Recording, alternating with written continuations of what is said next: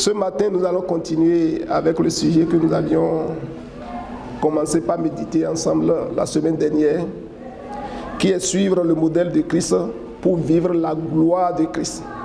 Amen. Et la semaine passée, nous avions parlé de la nécessité de suivre vraiment ce modèle, le modèle de Christ, afin que la gloire de Christ soit notre partage à tous les niveaux. Et nous avons pris appui sur le message que notre frère Alain nous a partagé pendant 3 dimanches ici, qui était intitulé l'interlude du royaume.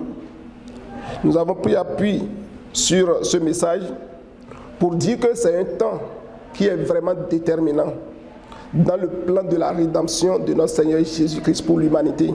Amen. Que c'est un temps qui est disponible, que le Seigneur a rendu disponible pour amener la multitude à la plénitude de vie en Christ. Que le nom de l'Éternel soit béni. Pourquoi le Seigneur fait ça? Parce que le dragon a une mission. Et sa mission plutôt, son but, son objectif, c'est d'accélérer son œuvre. Alléluia. Il veut vraiment mettre son programme en déploiement. Mais il ne veut pas aller lentement. Il veut aller très rapidement. Mais cela ne peut pas se réaliser sans que le Seigneur élève un peuple à la plénitude de la vie pour lui résister. Alléluia. C'est l'Église vraiment qui serait parvenue à la maturité, à la plénitude de vie en Christ, qui peut faire barrière au plan de notre que le dragon voudrait mettre en place. Parce que ce n'est pas le cas, ce serait terrible pour l'humanité, on avait dit. Ce serait terrible également pour l'Église. Ça va faire échouer le plan de Dieu. Créons l'homme à notre image et selon notre ressemblance. Or, notre Dieu, son plan ne peut pas connaître l'échec. Alléluia. Parce qu'il veille sur sa parole jusqu'à son accomplissement. Alléluia. Mais gloire soit rendue à Christ, qui par l'intermédiaire de son ange, le Seigneur a juré. Notre Dieu, il a juré. Nous l'avons lu dans Apocalypse chapitre 10, les versets 5 à 6 dernièrement. Il a juré en levant sa main droite vers le ciel. Alléluia. Et si nous lisons ce passage, nous allons voir Apocalypse chapitre 10, versets 5 à 6. Et l'ange que je voyais debout sur la mer et sur la terre leva sa main droite vers le ciel et jura par celui qui vit au siècle des siècles, qui a créé le ciel et les choses qui y sont, la terre et les choses qui y sont, et la mer et les choses qui y sont, qu'il n'y aurait plus de temps. Alléluia. Il n'y a plus de délai. Alléluia. Pourquoi? Parce qu'il faut qu'un peuple soit parvenu à l'état que le Seigneur veut. Cet état qui est décrit dans Apocalypse chapitre 15, les versets 1 et 6. On avait également regardé ce passage la dernière fois. Alléluia. Oui, verset 1, ensuite le verset 6. Puis je vis dans le ciel un autre signe grand et admirable. 7 anges qui tenaient 7 fléaux les derniers, car par eux s'accomplit la colère de Dieu. Verset 6. Et les 7 anges qui tenaient les 7 fléaux sortis du temple, revêtus d'un impur éclatant et ayant des ceintures d'or autour de la poitrine. Alléluia. Donc il y a un peuple que le Seigneur est en train d'élever, de se former. Pour faire quoi? Pour exécuter sa colère. Et c'est un peuple qui serait habillé conformément à leur maître, conformément à leur Seigneur. Et sans que ce peuple n'ait pas élevé à ce niveau, pour faire obstacle à l'ennemi, pour exécuter le jugement de Dieu, le plan de la rédemption de Dieu pour l'homme ne peut pas avoir lieu. Parce que Satan, il va avoir l'avantage. Mais il ne peut pas avoir l'avantage. C'est pour cela que le Seigneur a donné l'interlude qui est un temps favorable pour son Église, pour le préparer, afin d'exécuter son jugement. Alléluia, afin d'exécuter sa colère. Que son nom soit béni. Amen. Donc aujourd'hui, nous allons continuer dans cette même lancée pour voir comment nous devons parvenir à cette plénitude de vie en Christ. Alléluia. Et nous pouvons commencer par dire que arriver à cet état, en nous basant sur le titre que nous avons donné, sur le modèle de Christ, afin de parvenir à la gloire que Christ a reçue, la gloire dans laquelle il se trouve, nous devons faire comme lui. Et lorsque nous regardons notre Seigneur, qu'est-ce qu'il a pu faire pour être élevé à la gloire? Nous allons voir certaines choses. Alléluia. Que son nom soit béni. Nous allons voir que pendant les jours de sa chair, il a vécu une vie d'humilité à tous les niveaux. Et ensuite, il a également mené une vie de prière et de supplication. Et c'est important pour le peuple que le Seigneur est en train de préparer pour parvenir à ce niveau de plénitude de vie, pour parvenir à cette gloire, que le peuple comprenne que la vie d'humilité doit être quelque chose qu'il doit vivre au quotidien. Alléluia, à l'instar de son maître. La vie de prière et de supplication doit être comme un habit qu'il doit porter, comme un revêtement à chaque instant, afin de parvenir à ce niveau. Et je voudrais que ce matin nous puissions commencer par regarder Hébreux chapitre 5, les 10 premiers versets. Hébreux 5 à partir du verset 1. Oui, s'il te plaît. En effet, tout souverain sacrificateur pris du milieu des hommes est établi pour les hommes dans le service de Dieu, afin de présenter des offrandes et des sacrifices pour les péchés. Il peut être indulgent pour les ignorants et les égarés, puisque la faiblesse est aussi son partage. Et c'est à cause de cette faiblesse qu'il doit offrir des sacrifices pour ses propres péchés, comme pour ceux du peuple. Nul ne s'attribue cette dignité s'il n'est appelé de Dieu, comme le fut Aaron. Amen.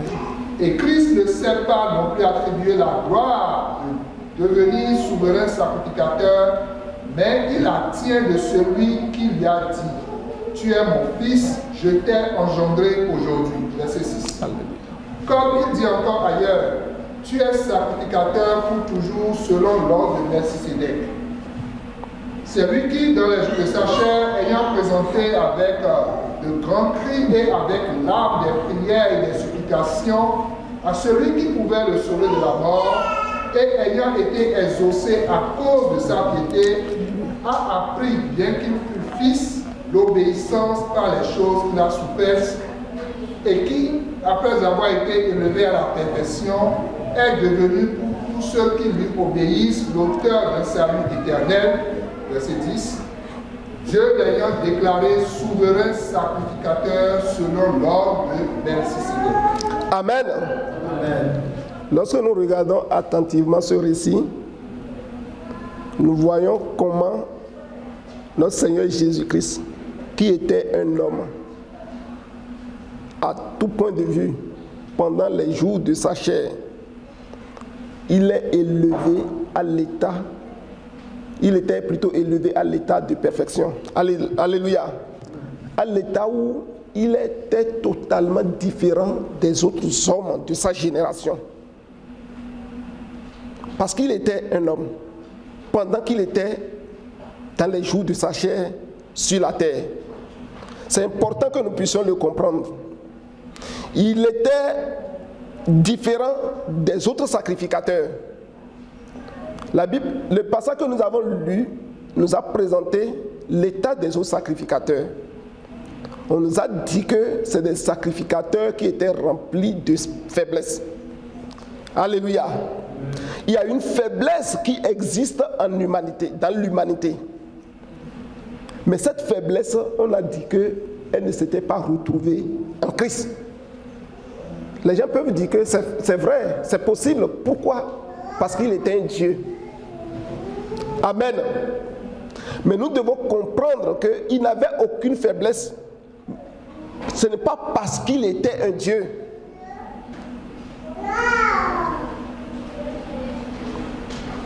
Mais parce qu'il s'est soumis totalement à la volonté du Père.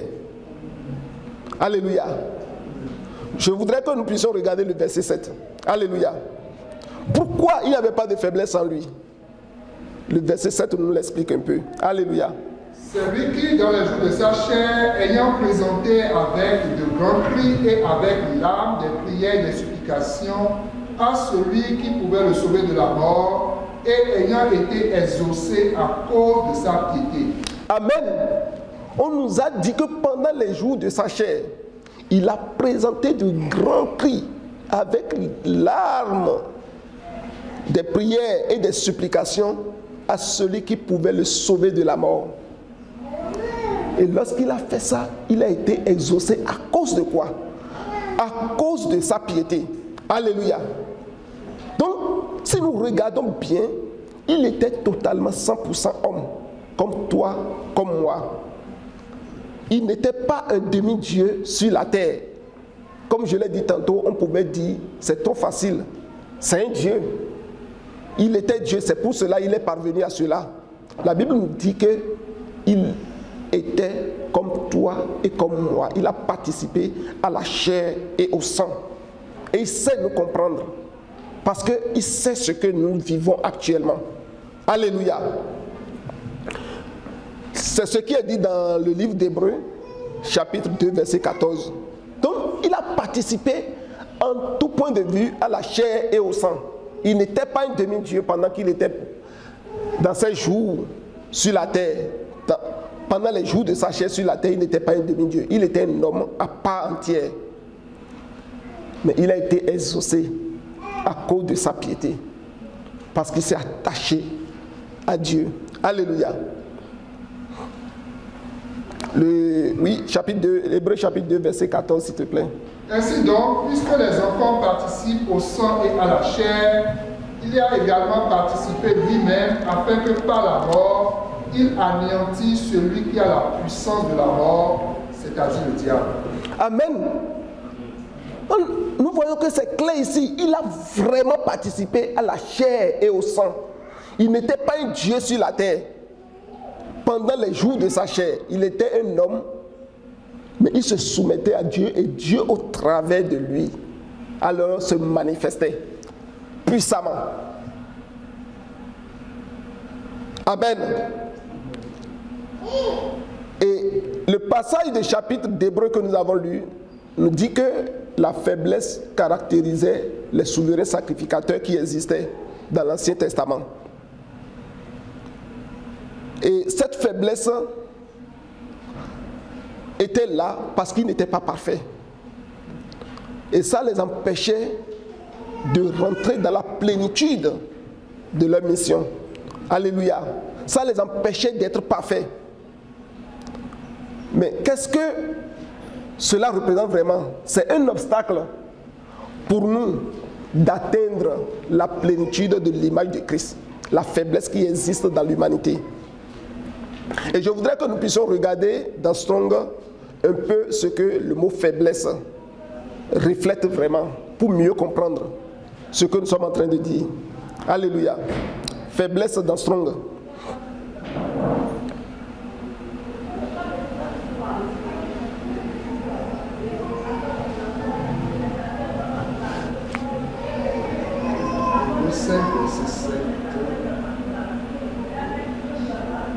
Non, Hébreux 5, verset 7, c'est de la mort.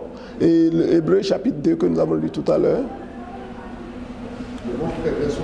Et on peut prendre dans le chapitre 7 et 5 aussi. Et le verset. Hébreux 2, verset.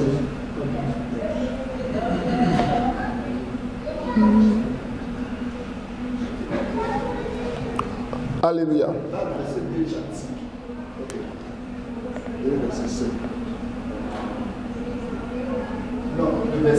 Le verset 2 du chapitre 5. Hébreux 5, verset 2. Oui, c'est ça. Désolé.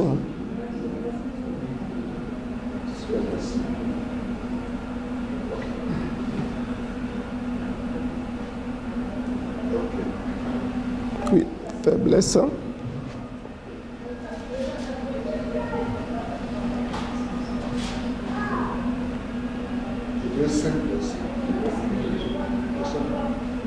Oui, c'est ça.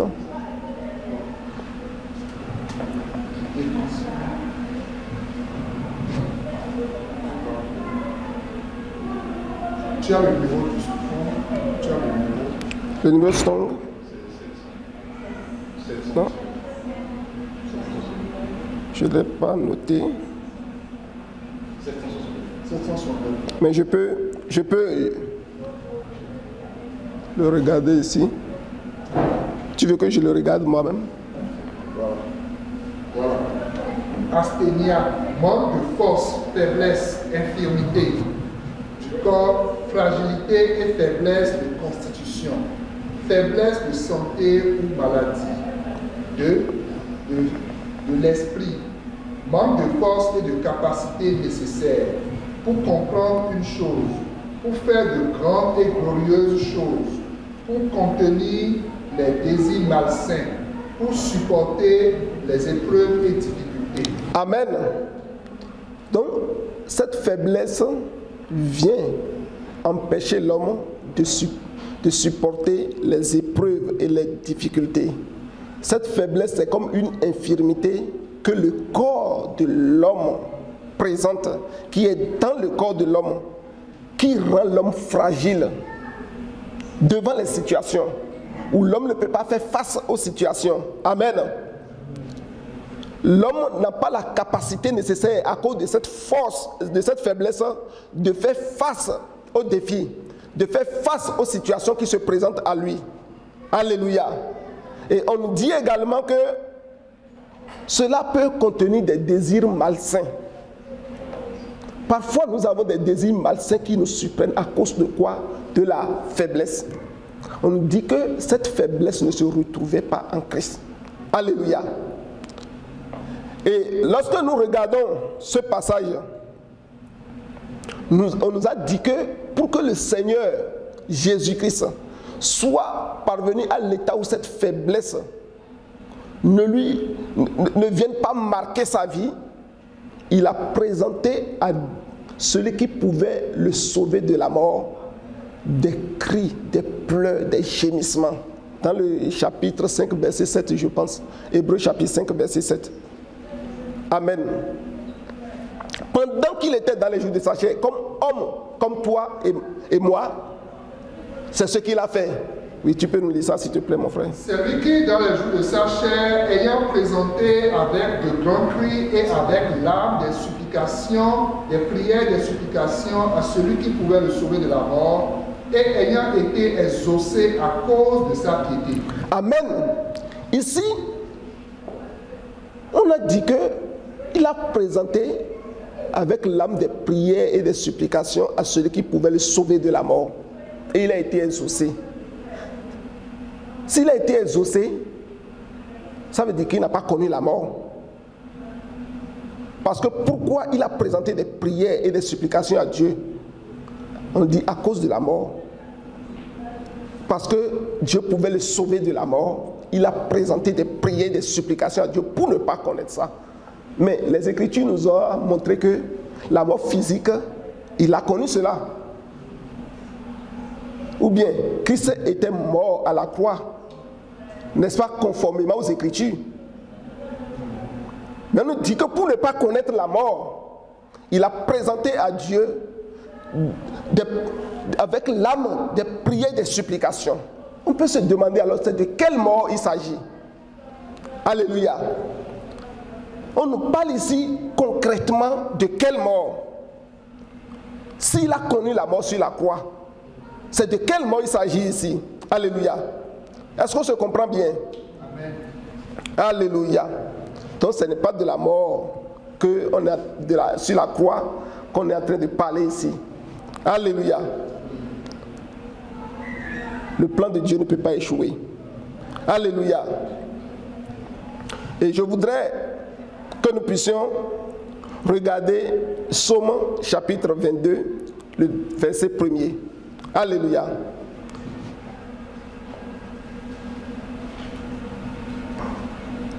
au chef des chantres sur le rançon de David. Le verset suivant. Mon Dieu, pourquoi m'as-tu abandonné et t'éloignes-tu sans me secourir, sans écouter mes plaintes? Vous voyez, c'est une prophétie ici que le psalmiste est en train de donner concernant le Seigneur Jésus. Il dit, mon Dieu, pourquoi m'as-tu abandonné et t'éloignes-tu sans me secourir, sans écouter mes plaintes? Donc, ça aurait été très facile de dire que c'est quand même Jésus. C'est quand même Jésus, le Fils de Dieu. C'est Dieu, donc, qu'il est. Il est Dieu, donc Dieu va l'écouter. Alléluia, quand il va prier. Mais on nous dit ici que Dieu s'est éloigné de lui. Dieu n'est pas venu à son secours. Il dit, pourquoi dans mes plaintes, tu ne m'écoutes pas? Alléluia. Donc, à un moment donné, il a ressenti l'abandon du Père dans sa vie. Il a senti que le Père l'a totalement abandonné. Qu'il était seul devant la situation. Devant ce grand défi qui était devant lui. C'était quoi le défi? C'était quoi la situation? C'était le péché de l'humanité. C'était à cause de ton péché, à cause de mon péché, que Dieu l'a abandonné. Il a senti l'abandon de Dieu. Alléluia. Dans cette même condition que on peut voir que être fils de Dieu n'est pas une excuse. N'est vraiment pas une excuse pour ne pas se soumettre à la volonté de Dieu, à ce que Dieu veut. Et c'est ce que Hébreux chapitre 5, verset 8 que nous avons lu tout à l'heure va nous dire. Hébreux 5, le verset 8. Bien qu'il fût fils, Alléluia. L'obéissance par les choses qu'il a soufaites.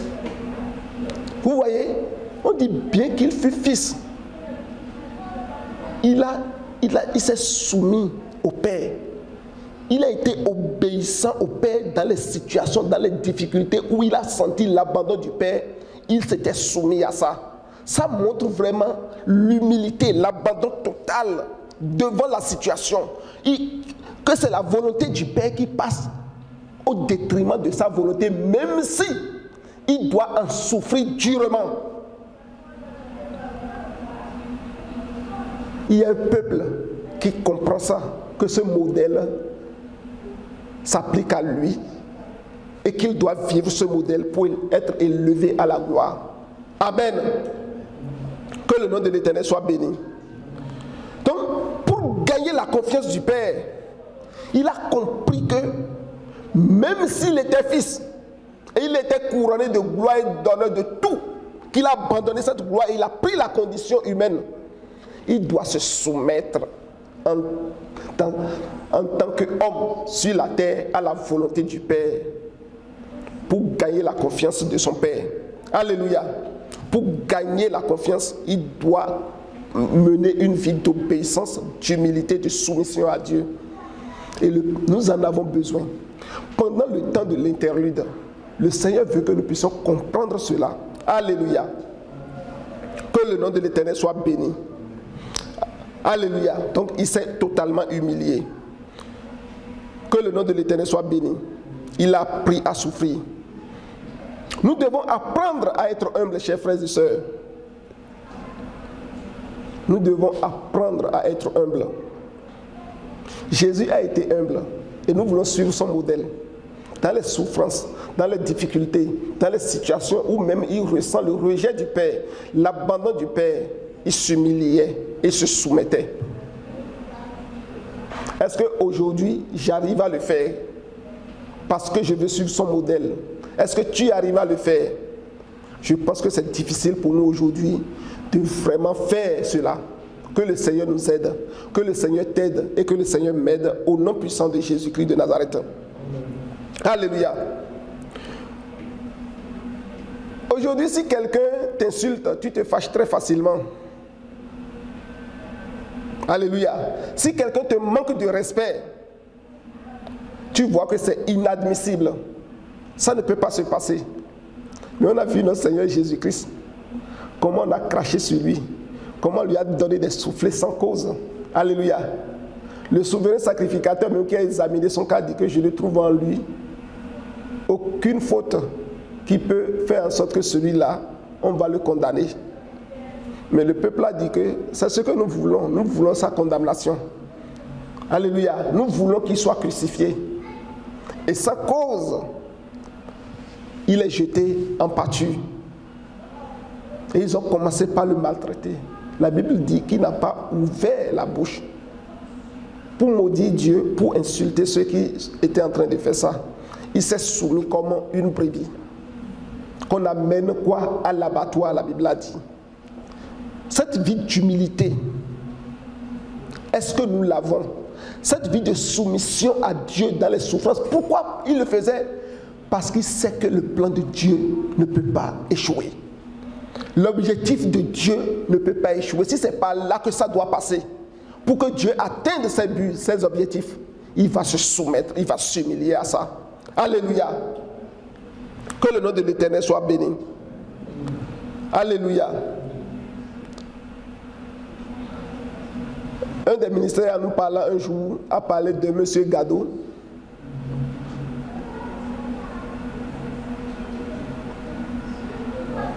Qu'on a insulté et c'est lui qui s'est mis à présenter encore des excuses à la personne qui l'a insulté, qui lui a manqué de respect.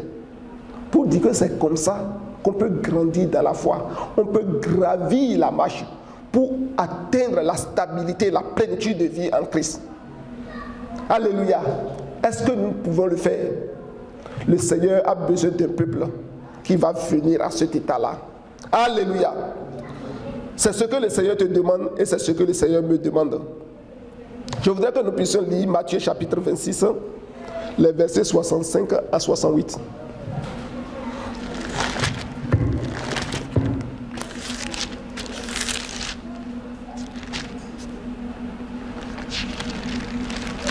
Alors le souverain sacrificateur déchira ses vêtements, disant: il a blasphémé.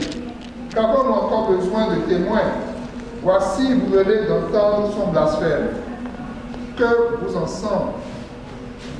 Alléluia. Il répondit: il mérite la mort. Là-dessus, il lui crachait au visage et lui donnait des coups de poing et des soufflets en disant: Christ prophétise, dis-nous qui t'a frappé.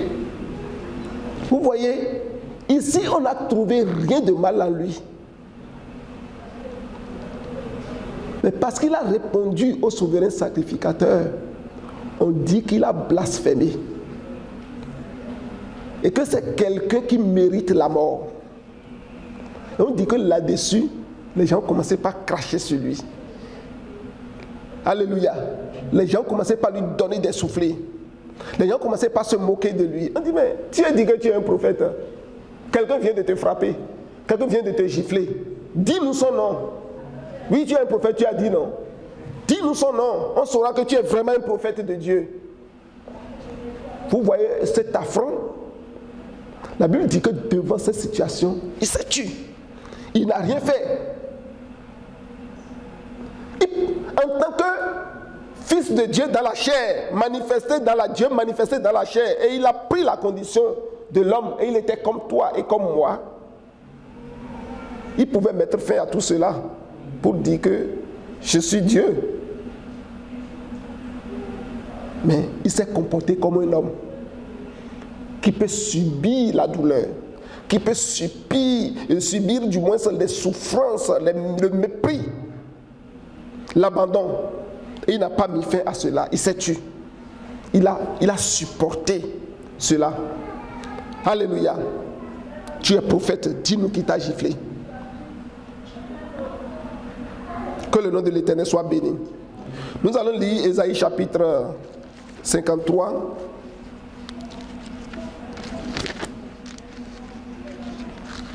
Le verset 3. Le verset 3 à 8, s'il te plaît. Méprisés et abandonnés des hommes de douleur et habitués à la souffrance, semblables à celui dont on détourne le visage, nous l'avons dédaigné, nous n'avons fait de lui aucun cas.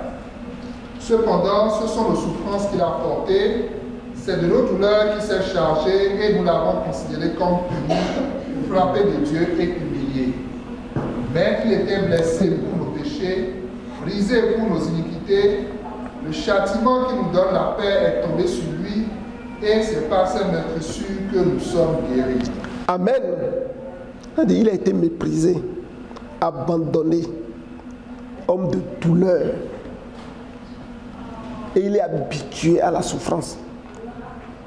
Combien parmi nous sont habitués à la souffrance? La souffrance sans cause, c'est une souffrance sans cause. Ce n'est pas que tu allais faire quelque chose et tu en souffres. Mais tu es tranquille et la souffrance vient à toi. Et on te fait subir des choses sans cause. Regardons comment nous avons la révolte en nous. Ça nous révolte. Parfois je suis en route, les gens me coupent d'une façon. Je ne suis pas content du tout. Vous voyez, c'est pour dire que même dans les choses les plus banales, on est révolté. Mais il était habitué à la souffrance. Homme de douleur. Mais il ne bronchait pas. Il ne répondait pas. Pourquoi? Parce que la volonté de Dieu doit se réaliser dans sa vie. Alléluia. Que le nom de l'Éternel soit béni. On dit que pendant ce temps, c'est de tes péchés, de mes péchés qui s'est chargé, de nos iniquités qui s'est chargé. Et le châtiment qui doit nous donner la paix se reposait vraiment sur lui et il prenait tous ces châtiments-là. Il ne bronchait pas. Que le Seigneur nous élève à ce niveau pendant ce temps d'interlude. Alléluia. Nous allons lire Éphésiens chapitre 2, versets 5 à 8.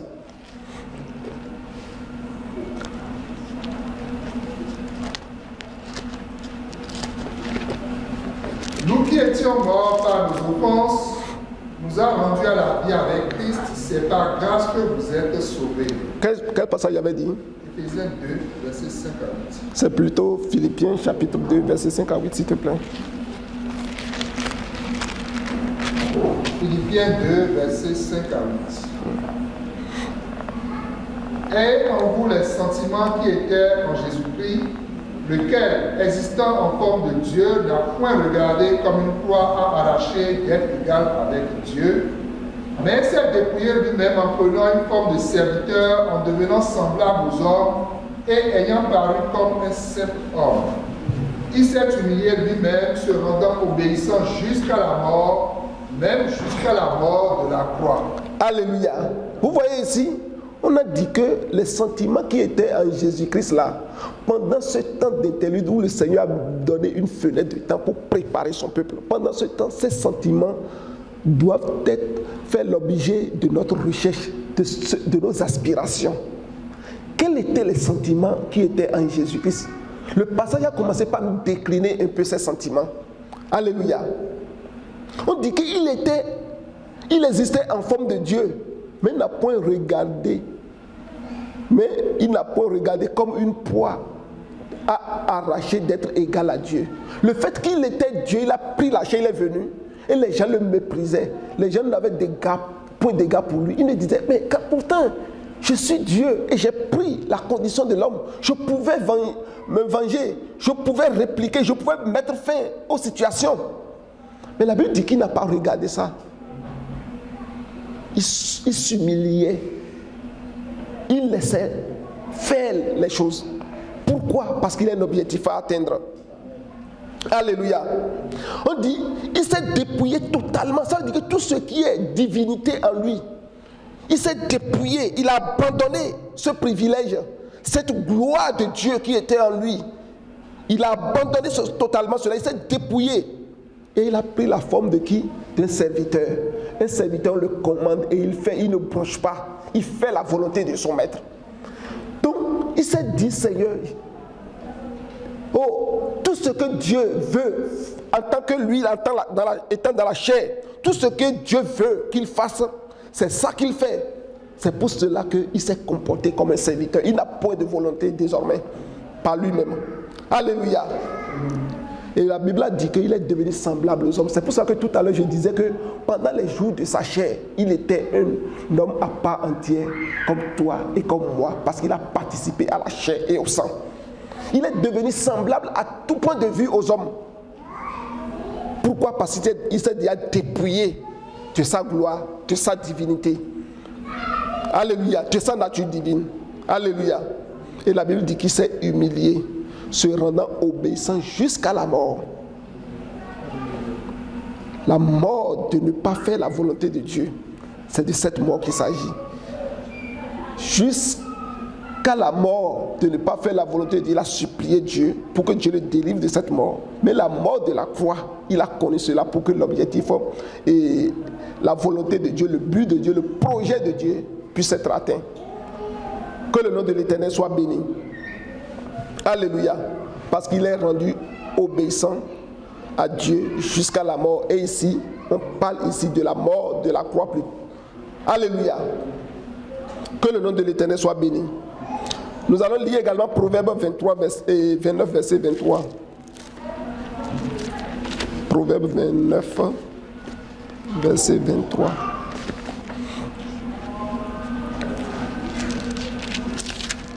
L'orgueil d'un homme l'abaisse, mais celui qui est humble d'esprit obtient la gloire. Donc pourquoi le Seigneur Jésus, il a reçu la gloire du Père? Parce qu'il était humble d'esprit. À chaque instant de sa vie sur la terre, il se soumettait à Dieu. Il s'humiliait sous la volonté de Dieu. Il laissait la volonté de Dieu se faire dans sa vie. Alléluia. C'est ce que Dieu veut, c'est ça qu'il faisait. Et c'est ce que Dieu veut pour toi et pour moi. Dieu veut cette vie d'humilité pour nous. Pourquoi? Parce qu'il veut nous élever à la gloire. Et c'est ce que Proverbe nous dit, Proverbe 29, verset 23. Il dit, l'orgueil d'un homme le conduit à l'humiliation. Et c'est ce que Satan fait. On dit, Satan s'est rebellé contre Dieu. Et il a été précipité. Alléluia. Qu'est-ce que la Bible a dit? Celui qui mérite d'être repris et qui raidit le coup sera brisé subitement et sans remède. Et c'est ce qui est arrivé à Satan. Mais on nous dit que celui qui est humble d'esprit, il fait quoi? Il obtient la gloire de Dieu. Dieu veut t'élever à la gloire, mon frère. Dieu veut t'élever à la gloire, ma soeur. Dieu veut m'élever à la gloire. Mais il faudrait que nous soyons humbles d'esprit. Nous puissions suivre le modèle de notre Seigneur Jésus. Alléluia. Et c'est pour cela que le Seigneur a donné ce temps d'interlude, pour faire ce travail dans ma vie, pour faire ce travail dans ta vie, pour que la vie d'humilité soit notre partage, nous caractérise. Au nom puissant de Jésus-Christ. Alléluia.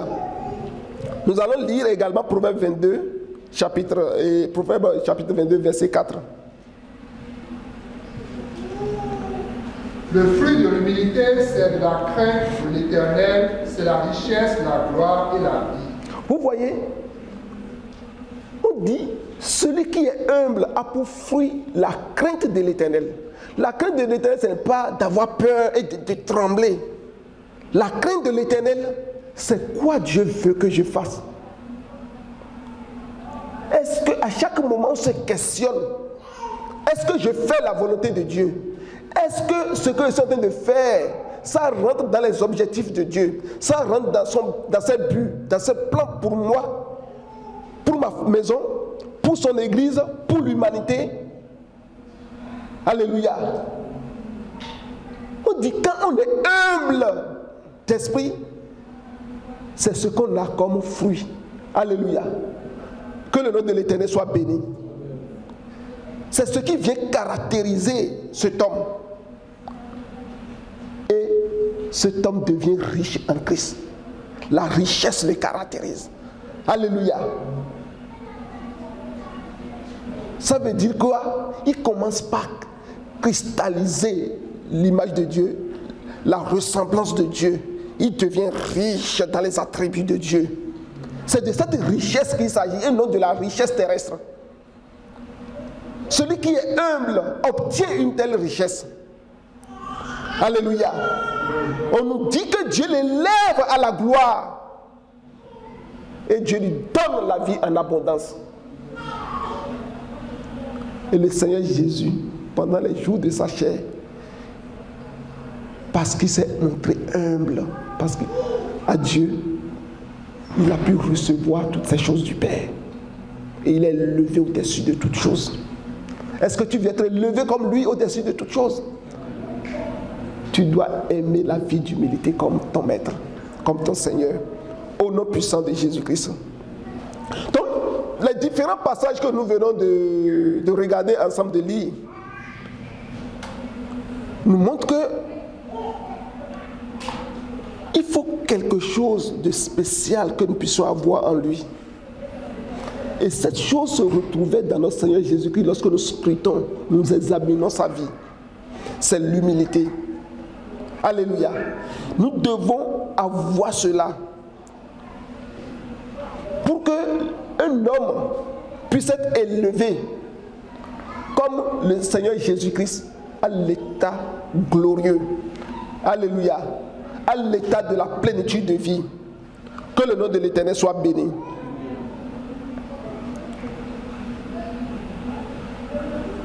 Alléluia. Que le Seigneur nous aide. Donc nous ne pouvons pas vraiment parvenir à cet état sans nous approcher continuellement de celui qui est capable de nous transformer. C'est lui seul qui est capable de nous transformer. Et pour venir et être comme lui, il faudrait qu'on soit vraiment celui-là qui est assis à ses pieds, qui l'écoute et qui comprenne sa volonté et qui marche selon sa volonté. Que nous puissions nous humilier à lui pour pouvoir arriver à cela.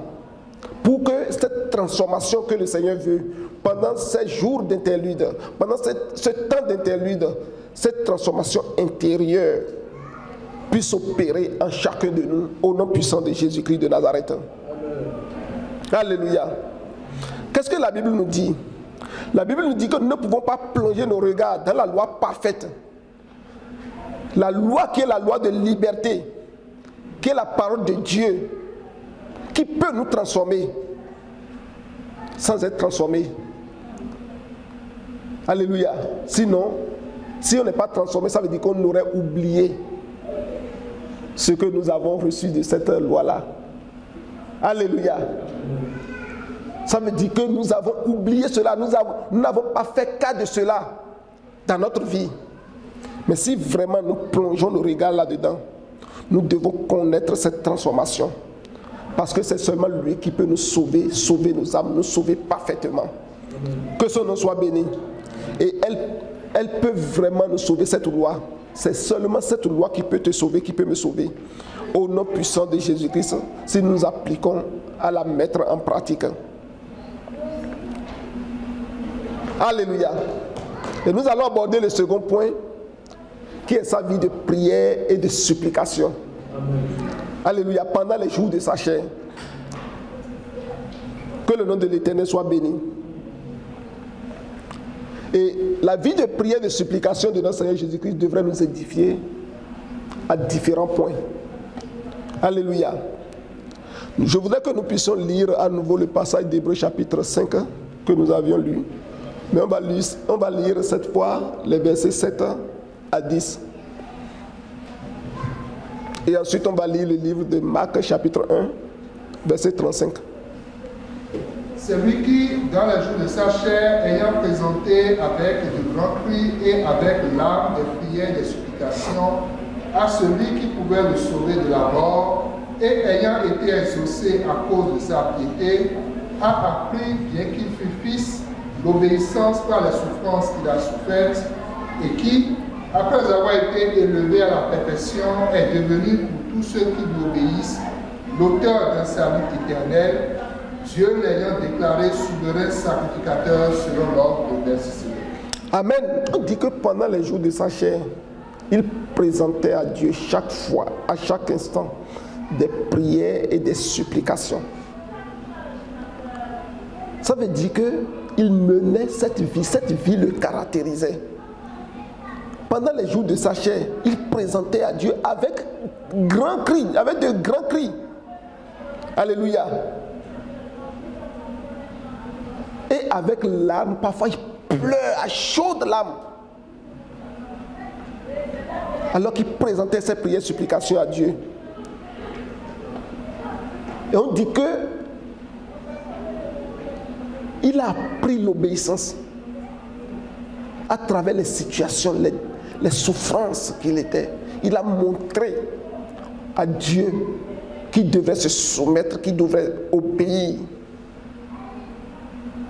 Amen.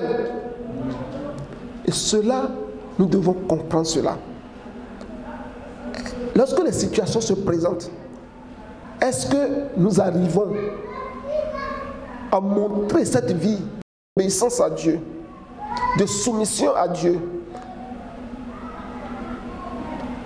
Et on nous dit qu'il présentait à Dieu des prières, des supplications avec des cris, de grands cris. Alléluia.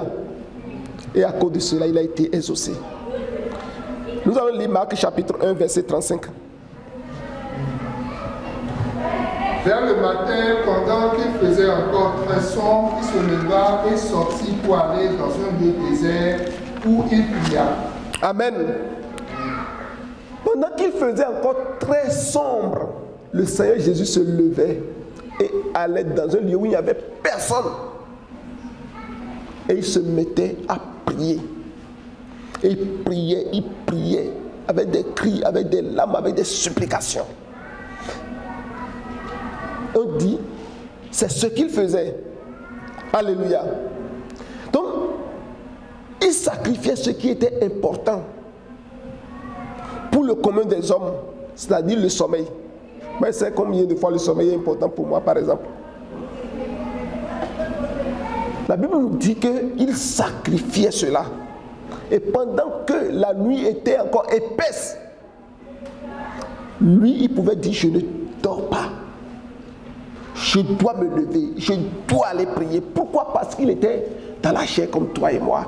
S'il ne faisait pas ça, il allait échouer à la mission. Et pendant ce temps d'interlude, c'est ce que le Seigneur veut que tu fasses et que je fasse, que son Église fasse pour être élevée à la gloire, pour être ce peuple qui va exécuter sa colère contre le dragon et contre ses bêtes. Alléluia. C'est ce que le Seigneur veut de chacun de nous. Alléluia. Et cette expression, pendant que tout le monde dormait, nous rappelle quelque chose. Alléluia. On sait que c'est pendant que les gens dormaient que l'ennemi, il devient le plus actif. C'est pendant ce temps que l'ennemi voit que tout est calme. Le moment est propice pour lui. Pendant que la nuit est encore épaisse, que le voleur peut venir facilement dans ta maison pour percer les portes, pour rentrer. Donc c'est un temps qui est favorable à l'ennemi. Mais le Seigneur a compris qu'il ne doit laisser aucune brèche que l'ennemi pourrait exploiter dans sa vie. Il se levait de bonne heure pour aller prier. Alléluia. Je voudrais que nous puissions lire Psaume 104, verset 20. Alléluia.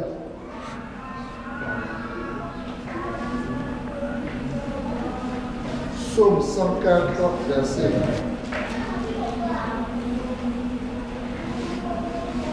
Tu amènes les ténèbres et il est nuit. Alors tous les animaux des forêts sont en mouvement. Vous voyez, tu amènes tous les ténèbres et il fait nuit. Et c'est dans ce moment que les animaux qui sont dans la forêt font quoi? Se mettent en mouvement. C'est là que leurs activités commencent pendant qu'il fait nuit. Nous allons lire ça là dans la version King James français. Si tu l'as, ou bien si quelqu'un a King James français, il peut nous aider. Alléluia.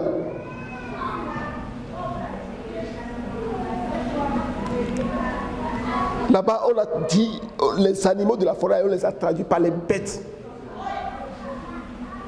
Alléluia. La bête qui sort de la mer et la bête qui sort de la terre, c'est pendant qu'il fait nuit, c'est pendant que les gens sont dans le sommeil qu'elles profitent de la situation pour prendre de l'avantage. Mais pendant ce temps, le sommeil, le Seigneur Jésus, pendant les jours de sa chair, il était éveillé. Alléluia. Si tu ne restes pas éveillé, la bête va prendre de l'avantage sur toi. Mais le Seigneur a donné ce temps d'interlude pour t'amener à comprendre que tu dois être éveillé. que tu dois apprendre cela. Oui, tu peux aller, mon frère Alain. Tu fais l'obscurité et c'est la nuit durant laquelle toutes les bêtes des forêts rôdent. Alléluia. C'est la nuit durant laquelle, lorsque tu fais l'obscurité, que toutes les bêtes de la forêt rôdent. Si tu veux arrêter le travail de la bête qui sort de la mer et le travail de la bête qui sort de la terre, tu dois être quelqu'un qui reste en éveil. Alléluia. Qui t'éveille, qui te lève très tôt. Pendant que tout le monde dort, toi tu ne dors pas. Parce que tu sais que c'est le moment propice pour la bête d'intervenir, d'agir. Que le nom de l'Éternel soit béni. Il peut être profitable pour nous de nous tenir dans la présence de notre Dieu, comme notre précurseur, notre frère, notre précurseur, notre Seigneur Jésus. Alléluia. Et prier, veiller et prier. Car notre adversaire, le diable, il rôde. Il cherche qui il va dévorer. Mais lorsque nous sommes en activité, pendant que lui-même il se met en activité, nous allons arrêter ses œuvres. Nous allons être ce peuple qui exerce la colère de Dieu sur ces manifestations. Alléluia. Nous avons chanté tout à l'heure et nous avons la victoire sur la bête, c'est ça non?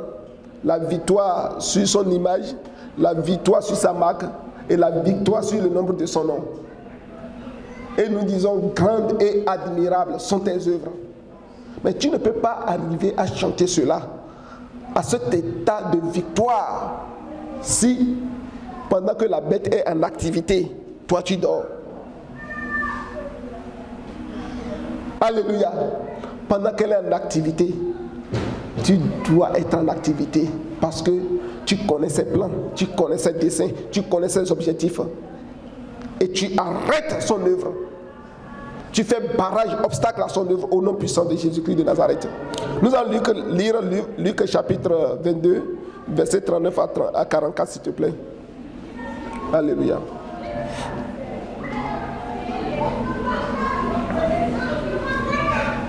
Après être sorti, il alla selon sa coutume à la montagne des Oliviers. Ses disciples le suivirent. Vous voyez, on dit selon sa coutume, c'est-à-dire selon ses habitudes. Donc ce n'est pas quelque chose qu'il fait de façon sporadique, une fois en passant.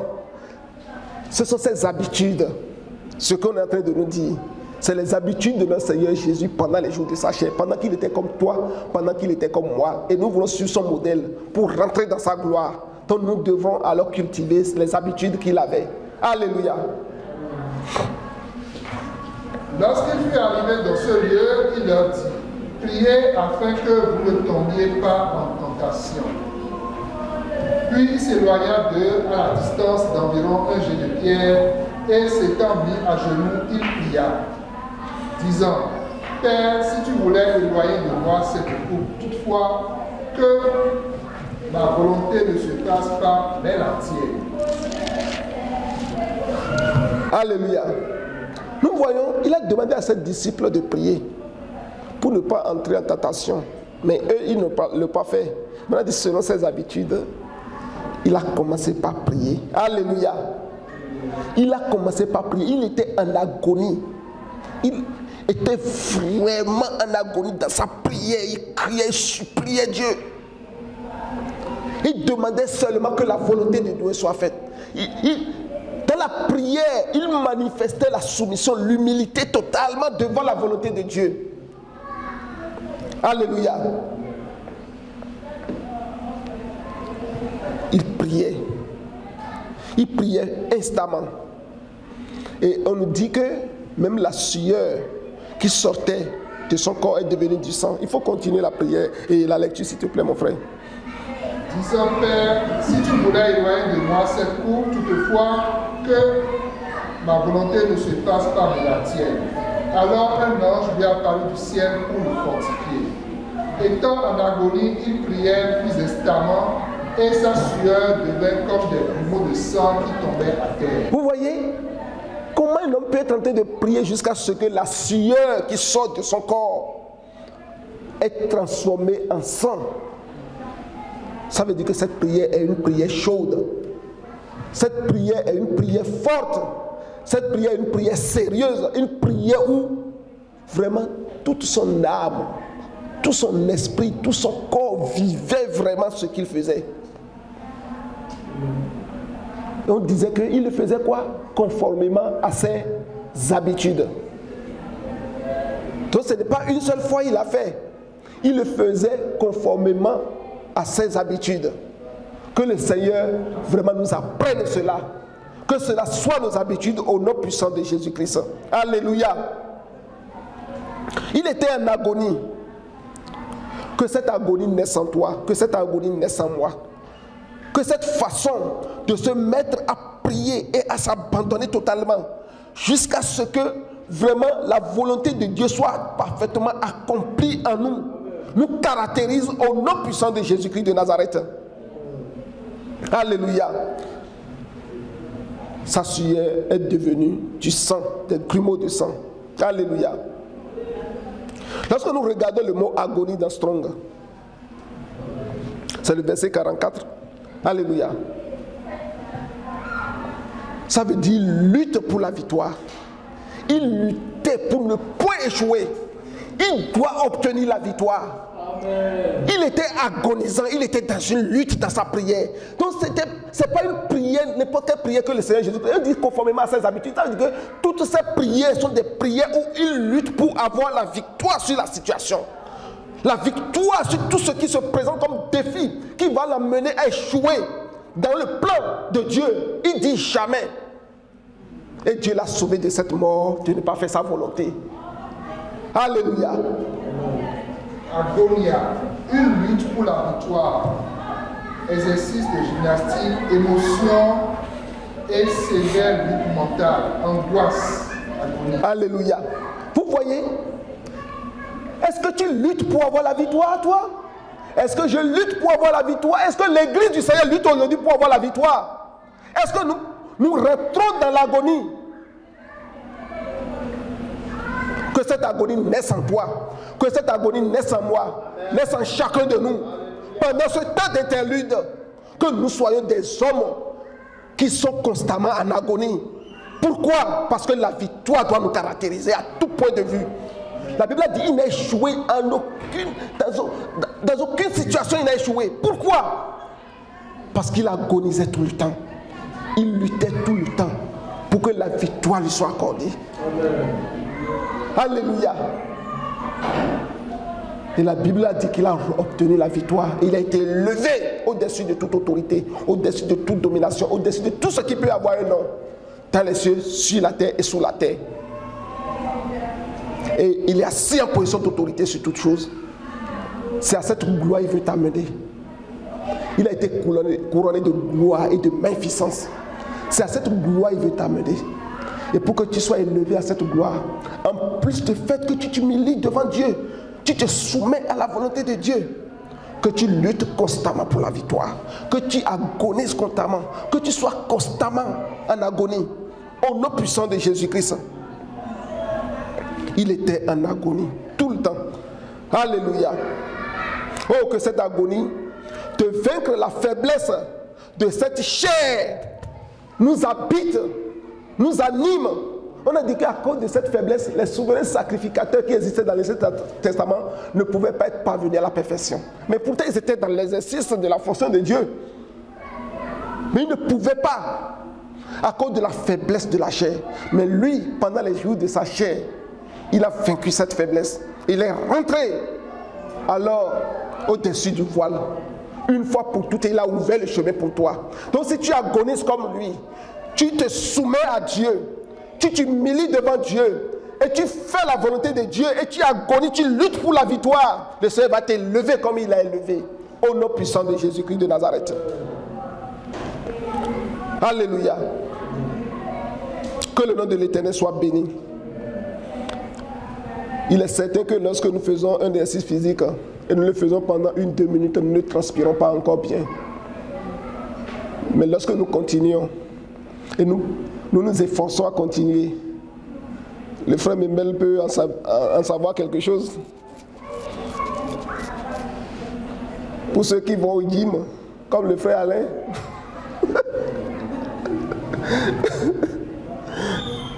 mon frère Tété aussi, il fait aquagym lui, aquagym même.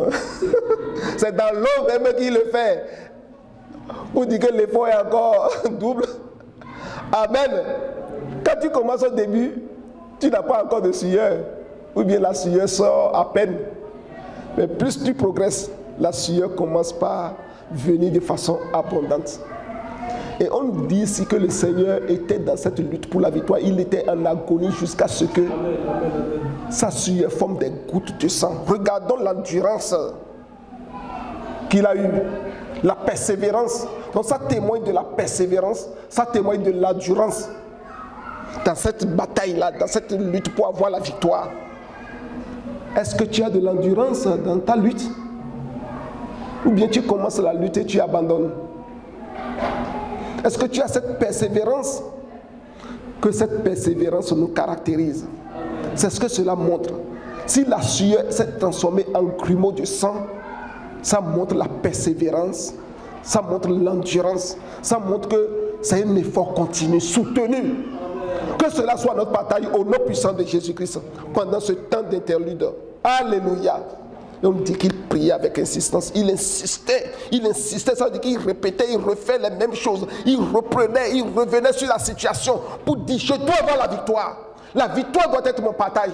Je ne peux pas échouer, Seigneur. Tu sais, parce qu'en toi, j'ai la victoire sur toutes choses. Et c'est ce que je veux pour moi. C'est ce que je veux. Que cela soit ton partage, que cela soit mon partage au nom puissant de Jésus-Christ. Alléluia. Donc on peut comprendre qu'avec le temps et par l'habitude,